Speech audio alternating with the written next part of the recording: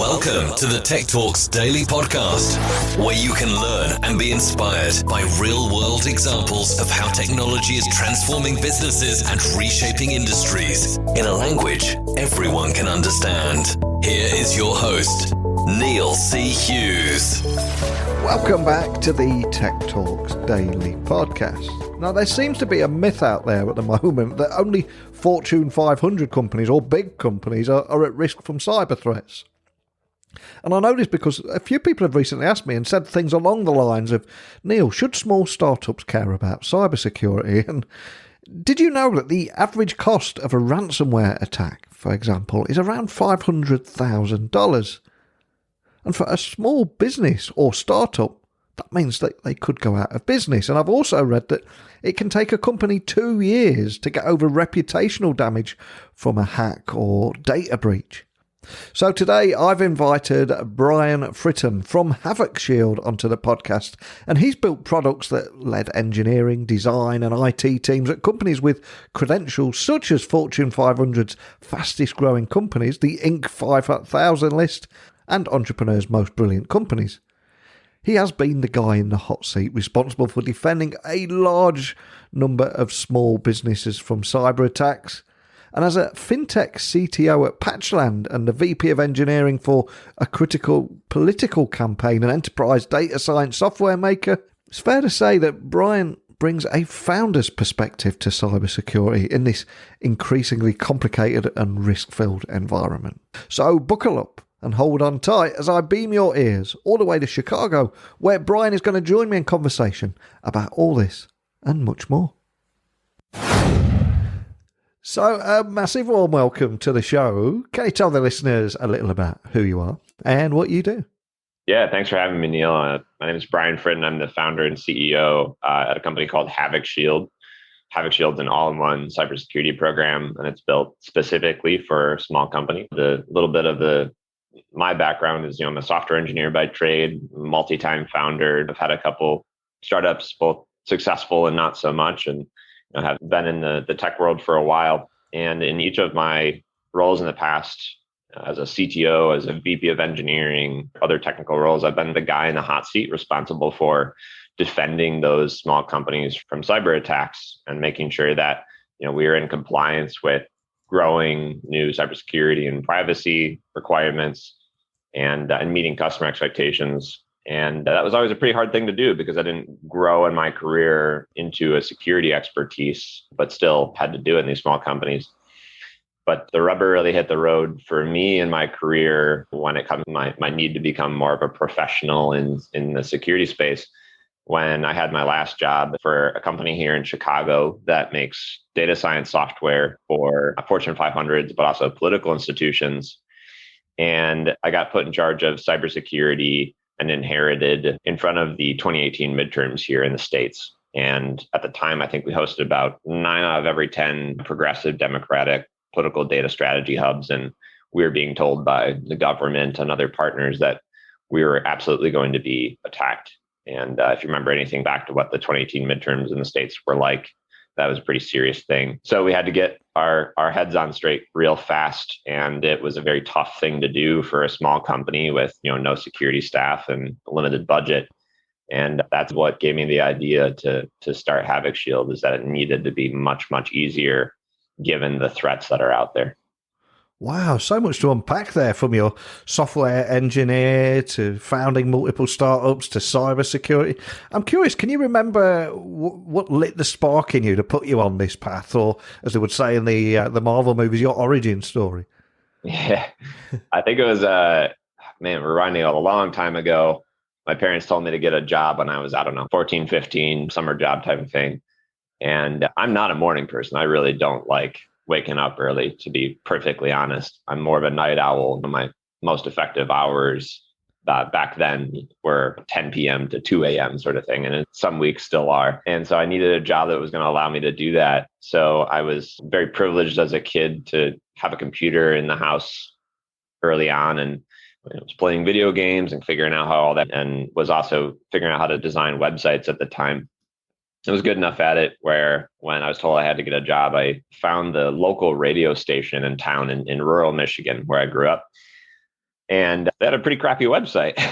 So I reached out to them over their contact form, just the submit a question type of form, and said, "Hey, I'll redo your website for $200." And I underpriced myself by thousands, but they kind of got me in the door, and that ended up being my first business in website design, development, and hosting. The guy who ended up owning that radio station ended up owning a number of them throughout the Midwest, and built my clientele, figured out how to manage projects, obviously learned the technology behind building better websites, better designs. And that took me through college. And I think at that point, the entrepreneurial bug had certainly dug its way in. I went to a school here in Chicago, DePaul University, who had a very strong entrepreneurship ecosystem. Started a couple of businesses that had varying rates of success and failure, and ended up raising money outside of college, and so I never looked back. Man, incredibly cool story. And of course, it was that path that actually led you to Havoc Shield. So I've got to ask, what is Havoc Shield, and what makes you guys different and stand out in the cybersecurity market? Because it is an incredibly crowded space, isn't it? Yep. It's an incredibly confusing, crowded, expensive space. It's becoming more and more obvious to small companies like the ones I've worked with and like the ones most of us are employed by, that you have to be more proactive than we have been as a society before. The fact of the matter is over 50% of all attacks happen against companies with less than 500 employees. And the majority of those attacks happen against companies with less than 100. And so that's all of us. And the success of those attacks against a small company can mean much, much more dire ramifications than if they attack an Apple or a Google or some larger company, because you don't have the hundreds of thousands of dollars, the millions of dollars in some cases to recover and recover from the lost business, pay for the security services, to stop an attack, to pay the ransomware, whatever that might be. And so we have to pay more attention to the security responsibility. And to a certain extent, governments and industries are forcing our hand with new compliance requirements. GDPR is more of a privacy related one, but it also has significant cybersecurity requirements to it. There's a bunch of stuff happening in the States around cybersecurity, especially in sensitive industries. And so with all of these accelerating factors, it's becoming a huge risk. And the security industry, by the by, has mostly focused on services and products for larger companies and less on real professional cybersecurity programming, a real program, a plan that lives with you through your business for small businesses. And so we saw that and said, this has got to be easier. The sort of things that are available to these small businesses right now are expensive, fragmented, confusing set of point solutions, or expensive consultants that are booked out for months in advance.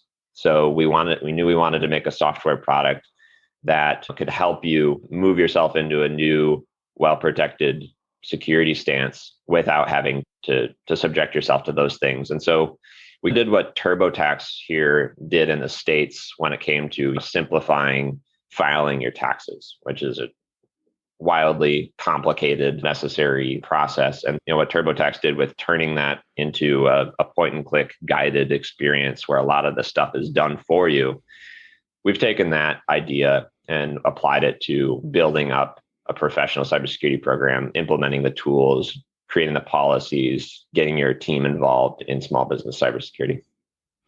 And just to set the scene, if we look at, you mentioned ransomware there. If we look at a ransomware attack, the average cost is something like $500,000. And for most small businesses and startups, that means they'll go out of business. And even if they're lucky to survive, it can take over 2 years to get their reputation back. So can you tell me a little bit more about why small startups should care about cybersecurity? Because some may think it only affects the big guys, but that's just outdated. But I'm curious what you're seeing. Yeah, it certainly is no longer the case that it only affects the big guys, and ransomware is a great case study in it right now. It's the popular kid on the block in terms of the techniques that threat actors, hackers colloquially, are using against us. The big thing for small businesses is that you're right. It costs hundreds of thousands of dollars. It's been pretty well studied for years now. We've got different dollar figures out there and different sort of reports, but they all come back being pretty expensive. And why I think it matters for small businesses is because a lot of things are coming to a head at the same time. One is this big risk, right? So the reputational and financial risk of being attacked is really being down, having to email your customers and tell them their data was out there because of you. The actual financial ramifications of having to handle that are more than most small businesses can handle. And the likelihood, as I said, is pretty large now. It's more a question of when, not if. And so you got to be better prepared. Now, that doesn't mean you got to go and hire a whole security team and all that stuff, but you've got to do something to address that risk, just like you get insurance to address the risk of a customer falling in your coffee shop or whatever that might be. Someone's suing you for some sort of contractual region. You have liability insurance. So there's that risk piece. The second piece is something that I think a lot of people don't think about enough, which is security can be a competitive advantage. And more and more, it is becoming a requirement of your customers, especially if you work with governments or larger customers or in a sensitive industry like finance or healthcare or education. These customers are requiring small vendors to show up and prove that they've done enough to protect their information, their business interests, and their customers before they'll do business with you. And so a lot of small businesses, if they haven't already multiple times, they're going to be seeing a lot more requirements from their customers in order to get a contract or renew an existing one. And that's not a place that you want to be in at the last stage of a deal or renewal where you're waiting on that money to come in and they sick you with 100 question cybersecurity questionnaire that you have no idea how to do the homework behind. And that's a big accelerating factor in the reasons why small businesses need to pay attention to this. And I think many business leaders know that they should be doing more to keep their business safe. But of course, the usual everyday business tasks take up all their time. So I'm curious, do you have any examples of how you might have helped a business exceed those cybersecurity requirements so they could actually focus on delivering high quality solutions? A bit like the TurboTax solution that you mentioned a moment ago. Yep. Yeah. I mean, when we talk to prospective customers, that's one of the biggest frustrations that we hear from folks is they say, Brian, I know that we need to be doing more in cybersecurity, but I have a roadmap I have to get to. I have a plan. I have operations that I have to manage. I have a whole nother day job. This is just something that was given to me as another responsibility, and I don't have the time for it. So we spent a lot of time modeling our product and our service around that fact. And case study in hand, we have a number of technology products that this job gets given to a director of IT or a small company, chief technology officer. And we have helped one company. I actually can't mention names here. That's a funny thing in the security industry is no one really wants to be mentioned. But we helped one of our companies win several large enterprises in the course of a couple of weeks where it was previously taking them months each.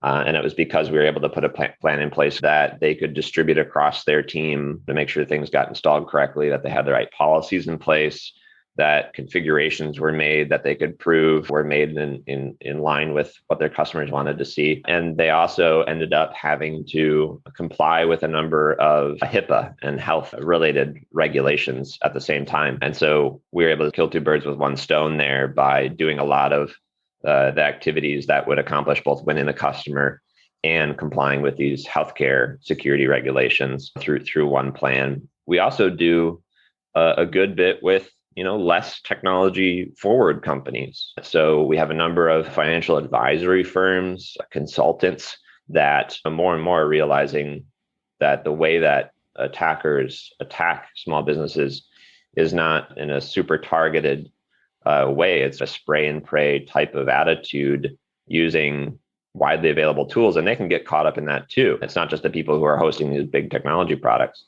And we've helped a number of these consultants and financial advisors and accountants and attorneys' offices protect themselves. And they feel much more, I think, de-risked, ready to respond to threats, and are already in compliance with what is a larger inventory of new cybersecurity compliance rules in their respective industries. And we are at the beginning of 2022, a time of year where everyone's looking at what kind of trends might be shaping the year ahead. Are there any trends that you're seeing in the industry at the moment? Yeah, maybe less a little bit about the industry and more about what we're seeing impacts on our customers as we help them and as we see new problems pop up. We all have a lot more information on the subject to personal networks and personal devices more than ever, right? Because of the pandemic and remote work. We've seen a lot more companies ask us about how to better approach securing those personal networks and those personal devices. And now knowing that remote work will always be at least a part of their overarching network, their working environment. And we're seeing more products, services, and attitude, I think, in the industry accepting of the fact that remote work is here to stay. And obviously a lot of these companies that hadn't had to in the past have now more quickly adopted SaaS products, products hosted online and left behind their legacy on-premise systems. And I think a lot of companies still think that, hey, if they're paying for this, then security is all done. They don't have to do anything because they'll worry about that. But there is still a good amount of work to be done to secure those services properly. At the end of the day, it's still software running on a server. And a lot of them ship, what we would call default insecure by default to make it easy for you to onboard into and get used to. And a trend happening right now is that a lot of these companies are adopting SaaS products, but not going through the work to secure them. And you're seeing more of these SaaS products get broken into, accounts get taken over, funds get transferred because they haven't gone through and the perimeter of these services. And I suspect that everybody listening accepts that it's not a question of if, but a question of when their company could be attacked. But do you have any tips that will help listeners just protect their businesses and help them sleep a little bit better at night? I always have tips. So ransomware is obviously huge, right? Companies are really worried about ensuring their backup and recovery strategy is strong, which is great to see more of, as I think it's more a question of when and not if. So getting good at recovery is as important as defending now, right? Knowing how to identify an attack, respond to it, and more often than not, get yourself back in business is very important. So more sophisticated cybersecurity program managers are putting unique ransomware detection elements in place as well that can detect ransomware's effects and respond and spin up marshal resources to be able to recover to that faster. The second one is email security is obviously huge. It's the number one threat vector out there, meaning it's the number one way that people break in. So both the review of malicious suspect messages, as well as ensuring that you don't share sensitive information through email, that it's not a treasure trove for attackers, is really important. And so using data loss prevention rules or policies that you put in place to make sure that sensitive information is not stored is going to be really important. The reality is a lot of companies are still storing that information in and sending an immense amount of private information in emails. And it's unfortunately the key to the kingdom. So if they get into your email, it's going to be probably a bad day altogether. So lots of folks touching on how do we make sure that email is secure, that there's not a treasure trove of new information there that can be stolen or used against them. And how do we make sure that information is kept safe? And then lastly is access control and specifically multi-factor authentication. So multi-factor authentication, thankfully, is a very helpful trend from security practitioners inside the SaaS services that you use day to day, whether it's Dropbox or Google or Office 365 or whatever it might be. Anything that offers you the ability to enable that additional protection of having to type in a code from your phone or touch that security key or whatever after logging in is going to be something that you should enable ASAP, and it's almost always free to do. And it's so important because if someone does get your login information, you clicked on the wrong website, you got fooled, or you use the same password twice, having that MFA, that multi-factor authentication feature in place is just going to make it so much harder for an attacker to get in and wreak havoc. So MFA on anything that supports it, go look in your settings and see if you can turn it on anywhere that allows it. Fantastic advice. And what about yourself and Havoc Shield? What's your big focus going to be this year? So the big focus right now is actually helping our customers get through what is a repercussion, I think, of all of the ransomware attacks over the last couple of years and really the last year. We've been seeing this in the news, and what's a repercussion of this is that cyber insurers have really clamped down on their requirements to approve you for insurance. And we talked about the financial impacts of an attack. And so one of the best ways to protect yourself after putting in a professional cybersecurity program is make sure that you're covered from an insurance perspective, that you can pay for it on the other end if it does happen. And that's just getting way tougher for small businesses because of the requirements that insurance carriers have now, that they've learned are necessary for their clients to have in place to prevent or mitigate an attack.